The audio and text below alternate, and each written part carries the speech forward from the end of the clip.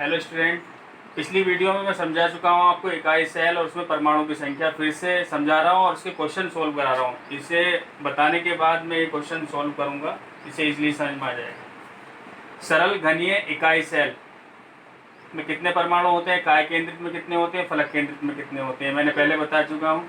और आते कैसे परमाणु, यही बता दे रहा हूँ फिर से। सरल घनीय इकाई सेल, इकाई इसमें अवयवी कण जो परमाणु होते हैं वो कोनों पर होते हैं और एक कोने का योगदान 1/8 होता है। 8 कोने होते हैं और 8 कोनों से 8 को 1/8 से इंटू करते हैं तो 1 आता है। ना तो केंद्र में होता है ना फलक पर। इस प्रकार से परमाणु की संख्या इसमें 1 आती है।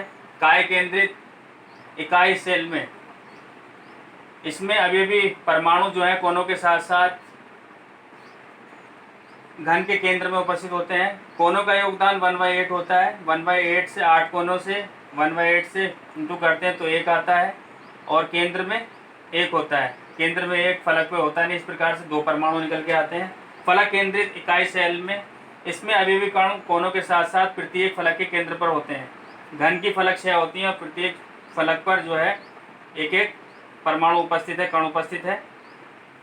और यहाँ कोनों का जो योगदान होता है वो 1/8 होता है और जो फलक पर उपस्थित परमाणु होते हैं उनका योगदान 1/2 होता है। इस प्रकार से 8 कोनों का 1 और 6 फलकों पर परमाणु जो कण उपस्थित हैं उनका योगदान कितना होता है, 1/2। इस प्रकार 3 निकल के आती है। परमाणु की संख्या इस प्रकार में 4 हो जाती है। अब सरल घन क्वेश्चन करते हैं इस पर आधारित। सरल घन, काय केंद्रित घन और फलक केंद्रित घन में परमाणु की संख्या जैसे मैंने अभी बताया है किस तरीके से, इस तरीके से बताते हैं। जैसे एससीसी में परमाणु की संख्या, सरल घन में, काय केंद्रित घन में परमाणु की संख्या और फलक केंद्रित में परमाणु की संख्या, जैसे मैंने अभी बताया इसमें। इसी तरीके से इसका आंसर हो सकता है।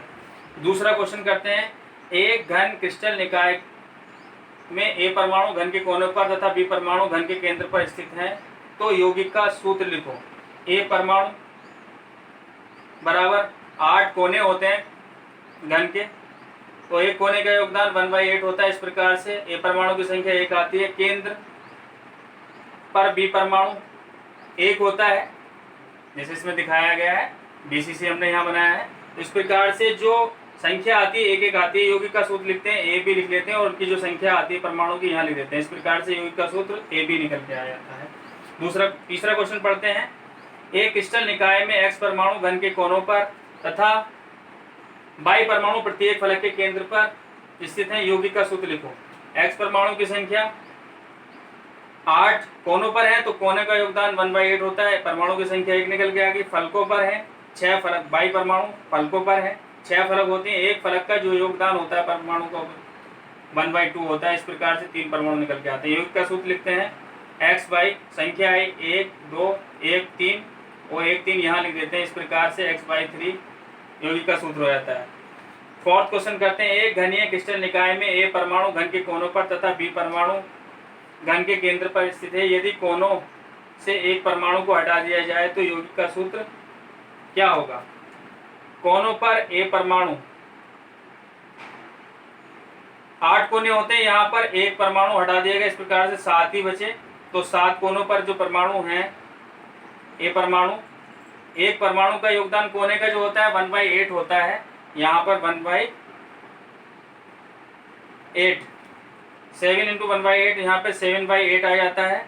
बी परमाणु की संख्या निकालते हैं। 6 फलक होती हैं और एक फलक का योगदान 1/2 होता है। इस प्रकार से बी परमाणु की संख्या 3 आ जाती है। यौगिक का सूत्र ए और बी लिखकर 7/8 और 3 उनके बेस पर लिख देते हैं। इस प्रकार से यौगिक का सूत्र आ जाता है। इसको पूर्ण संख्या बनाने के लिए यदि मैं 8 से गुणा करता हूँ तो यौगिक का सूत्र ए बेस पर 7 बी 24 आ जाता है।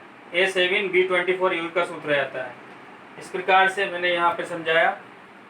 वीडियो अच्छी लगी तो मेरे चैनल को लाइक एवं सब्सक्राइब करना न भूलें। Thank you.